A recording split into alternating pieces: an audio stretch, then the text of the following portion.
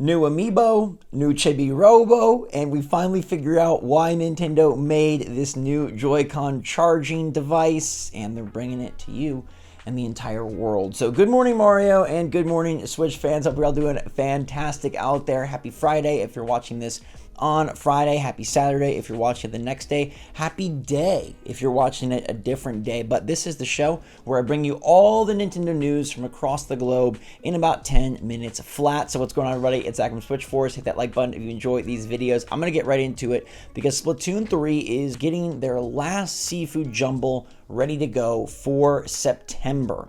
And that is going to be September 13th with the big grand festival Splatfest. Now, it's not certain if this is the final Splatfest. There probably will be a few more, but this is sort of like their big last hurrah, okay? It's past, present, and future, but what makes this so special is not another Splatfest. It's the fact that there's new merch and new amiibo tied with it. So we're getting two brand new 2-pack amiibo sets, which are frankly incredibly sick. All right, we've got two new amiibo. We've got a Callie and Marie and a Marina and Pearl set. The Marina and Pearl set, I think, looks so darn cool with the silver and gold. Callie and Marie, obviously the OGs there, rocking like a neon yellow and white-black theme. These amiibo will be available later this summer. Looks like they're coming September 5th worldwide. You can get them right now on the My Nintendo store, or I'm sure they're going to be available for pre-order soon at places like Best Buy, Target, Walmart, etc. But 4 new amiibo, a new Grand Festival Splatfest, and I think they're selling t-shirts and wristbands in commemoration of this event. But to me, it kind of also does signify that Splatoon 3 is getting close to wrapping up. I don't know how long it'll be till Splatoon 4. There will probably be Splatfest after the Grand Festival, but this is kind of a signifier that, like, hey, we've definitely like hit the peak of Splatoon, and now it's kind of a downturn, right? It's like kind of like things are going to slow down. We get more amiibo, which crazy that they're still making amiibo, and I do wonder how Nintendo will continue or utilize amiibo in the next generation. Will Switch 2 incorporate amiibo in the same way? Will it not incorporate amiibo at all? Will they kind of cut off amiibo production once the Switch 1 is officially like not the current console? That's going to be super interesting to see, but we have figured out the freaking Switch Joy-Con charger. That device that I told you about the other day is now announced for the world. Okay, Nintendo of Europe tweeted it out. Nintendo of America tweeted it out. It's coming out in October. It's going to be your way to charge your Joy-Con, not on your Switch. And I can't believe I did not think of how or why this exists. Now we know. Well, at least it seems very obvious to me why this exists. October 17th, they bring this out right before the holiday season, right before the end of the Switch generation. But to me, now this makes perfect sense because as I've seen other smarter sleuths say online, if the next Joy-Con are magnetic, as we've heard, how will you charge your current Joy-Con?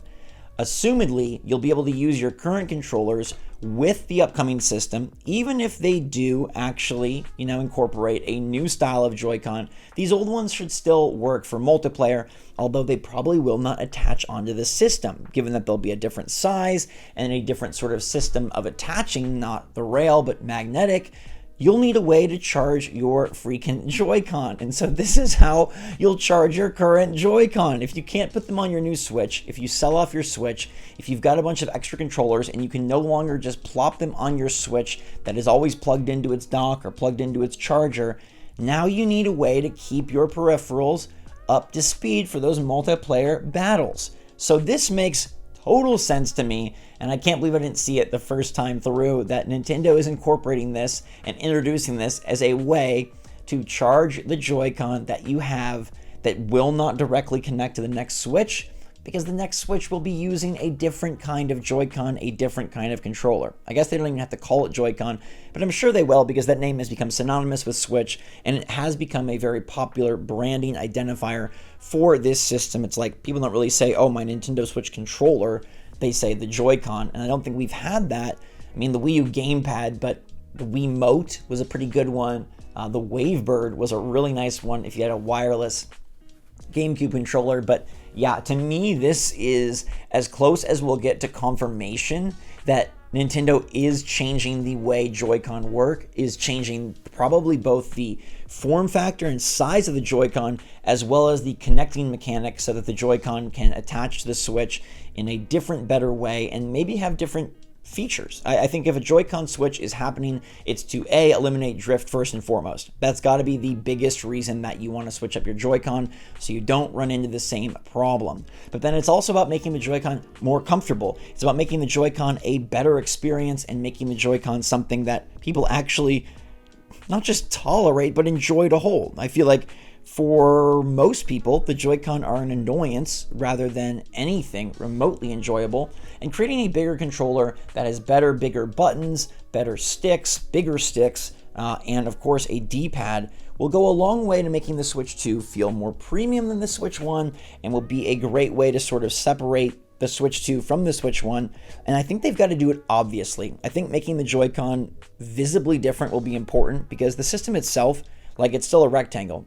Even if the screen's bigger, even if the system's a little larger, even if it has more premium materials, still just a rectangle, and it'll still look like a rectangle.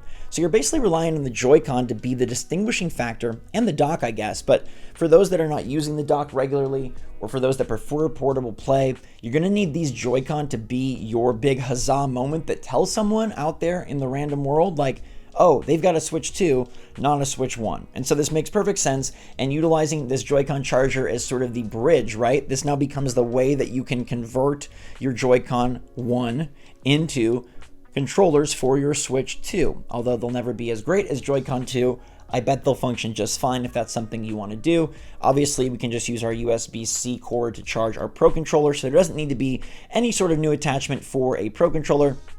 We're good on that front, but this to me is totally Nintendo's way of future-proofing the Joy-Cons so that they can be charged and ready to go for your couch local multiplayer sessions with the Switch 2. But one game you won't need anybody else for but yourself is a cozy, awesome follow-up, a spiritual successor to the legendary Chibi-Robo, who is a phenomenal Nintendo character that has been forgotten. The only times I've seen him used lately are to usher in a new Nintendo Direct with his fiery PNG self. In the meantime, though, nobody's made Chibi-Robo, so instead we're getting a Chibi-Robo spiritual successor called Ko-Robo, and this is made by Tiny Wonder Studio, and they are many of the ex-developers from Skip Limited who worked on Chibi-Robo and now are bringing Ko-Robo assumedly to all platforms, including Nintendo Switch. This looks, yes, like a very, very spiritual successor. Maybe not even spiritual, maybe just like a straight up successor to Chibi-Robo. The evil robot is giving me the willies. He's kind of freaky, the little purple evil guy. But of course, you charge up your robot. They go and help out around the room. They can spray water. They can fly. It feels very Chibi-Robo. I wish this got announced in a Direct, and I wish it was just coming out. But instead, it's getting a Kickstarter. Now, they are launching the Kickstarter next week, July 22nd. I don't know how I feel about that. The game looks pretty good in its initial trailer, but you can kind of tell that this is very limited. Like, this seems to me to be a very small level that they created, and maybe they are going to need some significant funding to really push this to a full-fledged game. I'm assuming it's going to be a smaller game, but being a Kickstarter campaign just always makes me a bit nervous. Like, even though this looks cool and it's about Tom and Ko-Robo, how is this going to work? When are we going to get to play this? When will it actually release? How much is it going to cost? Is it going to be a Switch 2 game since the Kickstarter is just starting, not even started yet? How does this work? Is this out in 3 years? Are they just getting a little bit of money to push it over the edge? The only one that I remember working out really well and quick was the Wonderful 101 Switch remaster, and even that had some issues, but it was pretty quick because they were just utilizing the money to kind of get the game over the hump and get it ready and pay for all the production, shipping, all that stuff. But there still were even some issues with that. So Ko-Robo coming back, Chibi-Robo basically, is very cool, and for the following of Chibi-Robo, I'm sure this is a huge exciting announcement, but I wish it was just being supported by Nintendo. I wish they just took this seriously and said, hey, we want to support this new Tiny Wonder Studio and their new game that is so based on something that was pretty darn cool, even if niche on our platform. But alas, it's going the Kickstarter route. Feels like a dangerous route, but hopefully they can pull it through. Hopefully they can make it work, and hopefully they can run it very soundly and without any issues or customer service troubles. And hopefully it's not just a game that develops into vaporware, meaning it doesn't ever actually come out, or it comes out 8 years from now. Hopefully Ko-Robo is able to go. I like the lighting. I like the scene where he's like absorbing the sunlight, charging up like a young metallic Goku. It looks pretty darn cool. And I am pumped for this grand festival, including those new amiibo. As you can see, I'm an amiibo lover. What will they be in the next generation? Will there be new amiibo release? Like, is the new 3D Mario or Metroid Prime 4 going to give us Metroid amiibo and Mario amiibo? Or is Nintendo going to kind of cut that off? Let me know your prediction on, do amiibo continue into the Switch 2? Does Nintendo sort of double down on this standing figure that used to be used as some sort of unlock, but now is also sort of used as an unlock, but definitely more of just like a fun token to indicate that you like the game that they're out alongside? What do you think about amiibo? And do you believe that, yes, it's true, the Joy-Con charger is being released worldwide as a way to bridge the gap to the Switch 2 so your Joy-Con can still have juice? I'd love to hear from you in the comments down below. Until next time, everybody, thanks so much for watching. Stay safe, stay healthy, stay happy, stay positive out there. Thanks again. SwitchForce out.